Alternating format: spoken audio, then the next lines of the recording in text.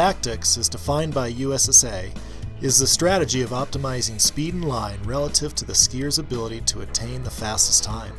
It is imperative for coaches to understand this idea that optimal tactics will vary for different skiers based on their individual strengths and weaknesses technically, physically, psychologically, and on their equipment.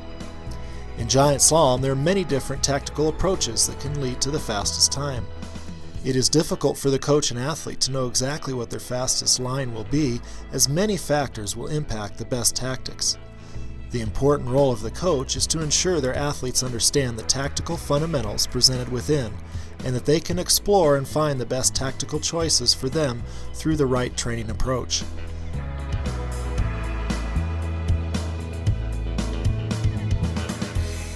To help you gain a deep understanding in the tactics of giant slalom, we will cover 3 areas in this chapter. We'll start with giant slalom course setting recommendations for the different phases in the USSA Alpine training system. Then we'll cover how athletes of all ages can use the fall line to their advantage.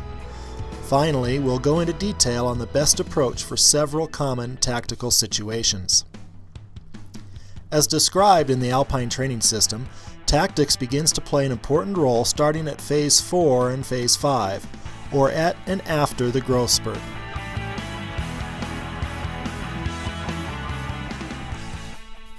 Prior to this point in development, we recommend that most training time is focused on the development of technical skills, with basic tactics that allow those skills to be executed on the course.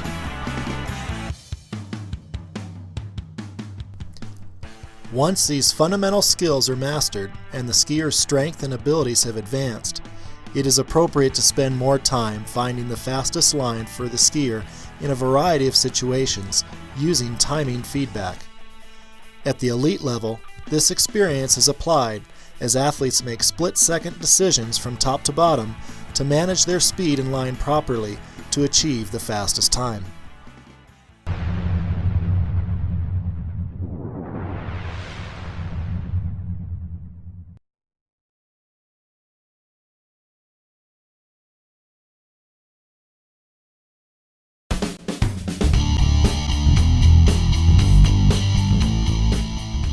Today's giant slalom course setting is affected by advances and changes in equipment, modern snow preparation, and athlete safety.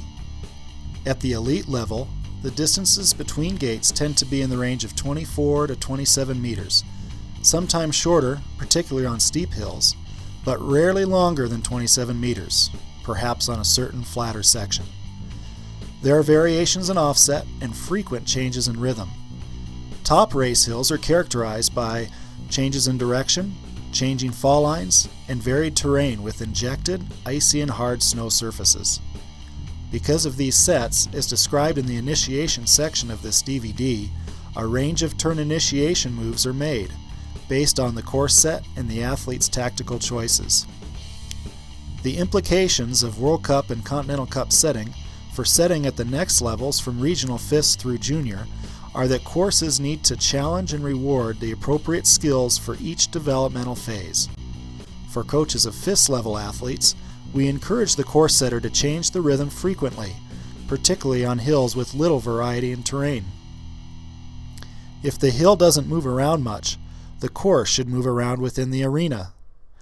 It is appropriate for distances to mirror those for the elite level. In training, coaches should be sure to set an even greater range to improve their athletes' versatility and readiness for any type of course, particularly on the shorter side of the spectrum. For athletes in Phase 4 of the Alpine training system and younger, generally the U14 class and down, in order to develop the skills required to manage future sets, the recommended distances are shorter, based on the shorter length and turning radius on junior skis. Sets should be less challenging tactically, particularly over tricky terrain, but should have some variety in rhythm and should challenge the skier's technique. Again, it is appropriate to set a broad range of training courses, such as courses with greater distances to work on carving skills and those with short distances to work on pivoting and redirection into the turn. Appropriate average distances for Phase 4 skiers can range between 22 and 25 meters, and less for Phase 3 skiers. Again, these are just averages and guidelines, but the tendency we've seen is for sets that are set with too large a distance between gates that don't promote the full development of skills, particularly in turn initiation. Phase 2 skiers should see courses with distances even shorter, especially considering the recommendation that they ski slalom and GS on the same pair of skis. As covered by USSA course setting clinics, it is important to have a training goal and make a plan to achieve the goal with your course set. The main point to remember in course setting is what you set will determine the skills developed and the tactics learned. Please check the USSA Level 300 Updates webpage below for updates on rules and trends for GS course setting.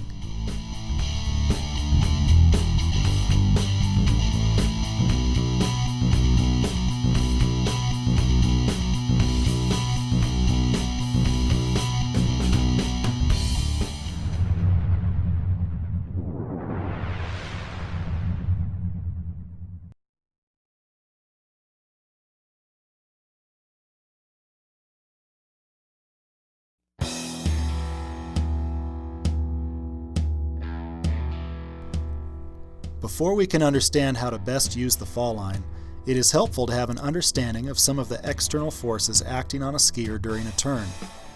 For the discussion of giant slalom tactics, two critical forces to consider are gravitational force and frictional force. The gravitational force pulls the skier toward the center of the earth. It will both hold the skier to the slope and pull him or her down the hill. The frictional force is the force between the skis and snow and is impacted by the snow characteristics, the pressure distribution over the ski, and the edging and pressure distribution over the turn. These factors affect the line choice. A shorter line through the course is going to be faster than a longer line that works across the hill unnecessarily. Indeed, one element of using the fall line is skiing a direct line. The initiation section of this DVD showed different skills that allow skiers to run a tighter line than pure carving would allow. Redirection, or stivening, are ways to use gravity to the skier's advantage by shortening the distance the center of mass travels at the top of the turn. In addition, the straighter line aims the skier more down the hill, allowing them to experience a greater net effective acceleration due to gravity. To understand when and where to use these turn initiation skills and their impact on tactics, we must look more closely at the forces acting on the skier. A more fundamental or basic approach to using the fall line relates to the skier applying pressure to the ski at the appropriate part of the turn. Consider the direction of gravitational force and the centrifugal effect acting on the skier at different points in the turn. The centrifugal effect pulls the skier to the outside of the turn. At the upper part of the turn, the centrifugal force is small, and the combination of this force with gravity is generally small and in the direction of the skis. There is little force exerted by the snow pushing against the skier, and the skier feels light. Toward turn apex, the centrifugal effect increases, pulling the skier to the outside of the turn, and the gravitational force pulls in the direction of the skis. The resultant force is now greater and working against the direction of the skis. The skier is feeling heavier. Into turn completion, now both gravitational force and centrifugal force are working against the desired path of travel, making the skier feel heavy. You can relate these forces to those acting on a skier skiing over a series of rolls or wave track in a straight run. At the crest of the roll, forces are like those in turn transition. On the backside of the roll, forces feel like they are in turn initiation. The trough of the roll would feel like turn apex, and the upside of the next roll would feel like turn completion. Now consider how one can best move through a wave track to maintain or maximize speed. The skier would actively press down on the backside of the roll by extending and moving forward. Likewise, in carved giant slalom turns, the skier should extend and move forward through turn initiation over an edge ski. In the wave track, the skier then tries to absorb or release the downward pressure on the skis on the upside of the next roll. In carved GS turns, the goal is to try to minimize pressure at the bottom part of the turn where the skier is working against gravity. In a wave track, if the skier isn't active moving over the crest onto the backside of the roll, they will hit the bottom hard and get bucked by the next roll. In the same way, the skier that doesn't actively move to establish pressure over their ski early in the turn has two likely outcomes. At best, they will apply pressure late in the turn. At the same time, forces are working against the desired direction of travel, causing their skis to be heavily loaded as they come into the transition, and making it extremely difficult to control the direction and ski-snow contact. This has two negative consequences relative to gravity. First, the skier does a lot of work against gravity, pressuring at the bottom part of the turn. Second, they will be in a position where the next turn transition will take longer, either forcing them to ski a wider line or requiring extra redirection at the top of the next turn to compensate for the lack of control through transition. So the goal is to get early pressure over the ski when the forces acting against the skier are minimal. This helps build momentum into the fall line and toward the next turn. In the process, the skier will not need to work against gravity as much in the latter part of the turn and will be more effectively using the fall line. A problem skiers have with the concept of using the fall line that we just discussed is that they receive signals that they may perceive as coming from fast skiing by taking a line or using a technique that leads to late turn pressure. When all the pressure comes from the bottom of the turn, the racer can feel all these forces in the subsequent rebound from releasing the edges moving into the new turn. It feels fast and on the edge. Another common problem is that many athletes look right at the gate panel, which leads them to starting the turn too early and a line that's too tight at the gate.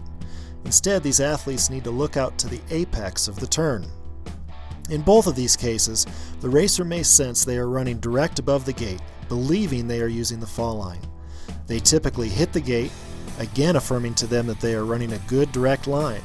Then they feel the forces at the bottom of the turn, loading up the pressure late in the turn, and it just feels fast.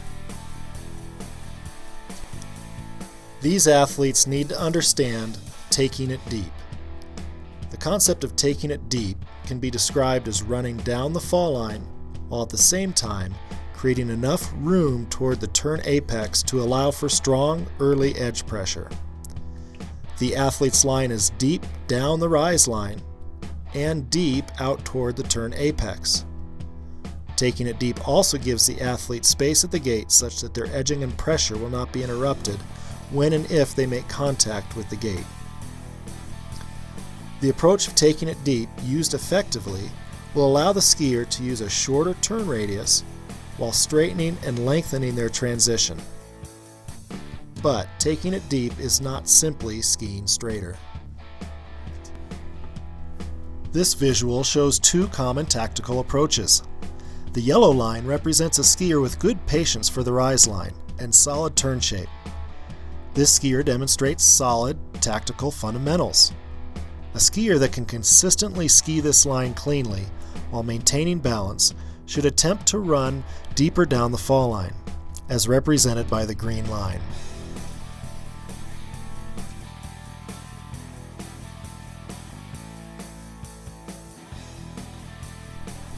The blue line represents a skier who goes straighter at the gate, but starts their turn early to come in even more direct.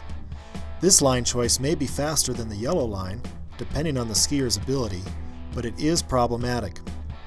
Because the skier has started the turn so early, he will not be able to ski the top part of the turn cleanly, and will not be able to have the desired direction at the gate.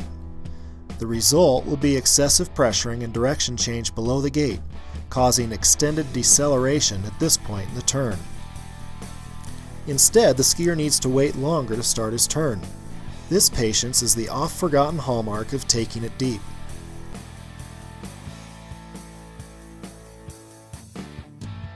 A skier with this approach may not need to ski a higher line, they just need to take the line more out toward the turn apex. When the skier who starts the turn too early tries a higher line, they may have an even longer pause phase at the top of the turn, with an even harder pressure underneath the gate to achieve the higher line for the next turn. The zone of patience shown here gives the skier just enough room to establish early pressure and to have the desired direction at the gate to be able to be more in fall line through turn transition.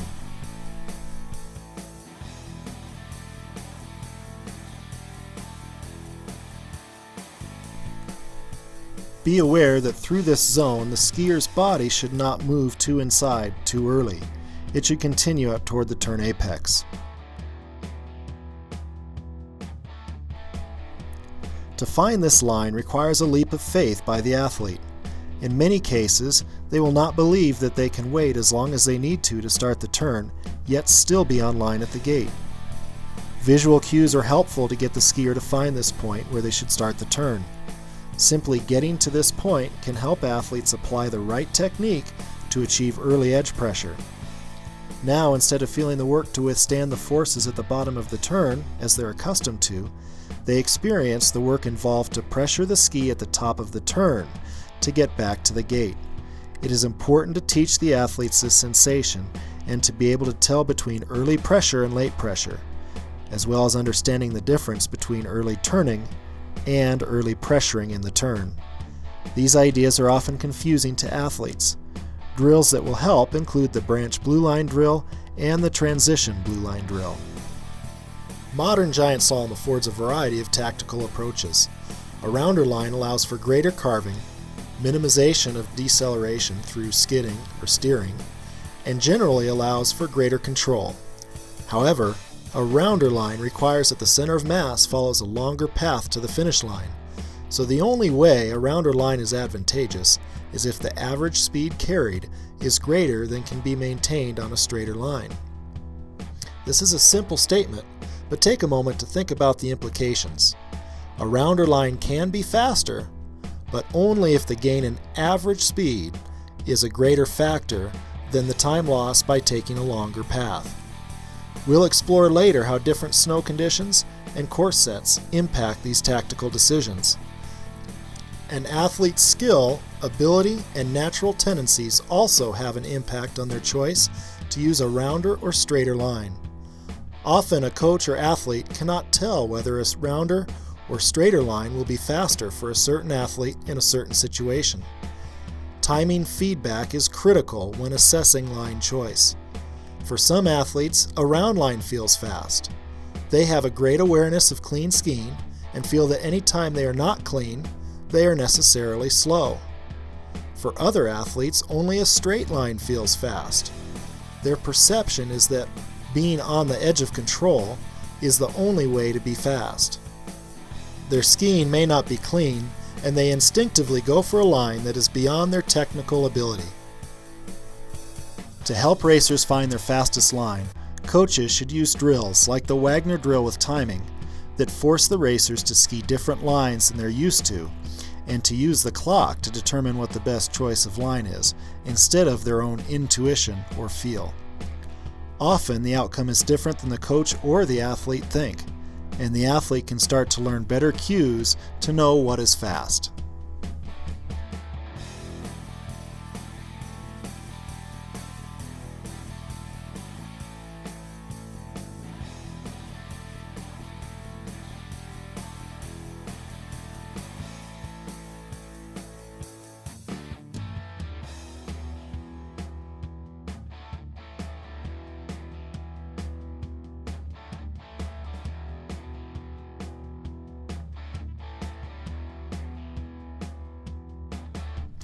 As a general rule, the more skilled the skier, the straighter the line they should ski to be their fastest. In general, a lesser skilled skier will be faster on a rounder line because they will be able to maintain their speed and minimize errors. A more skilled racer must challenge their line and learn how to apply both round and straight line strategies in different situations.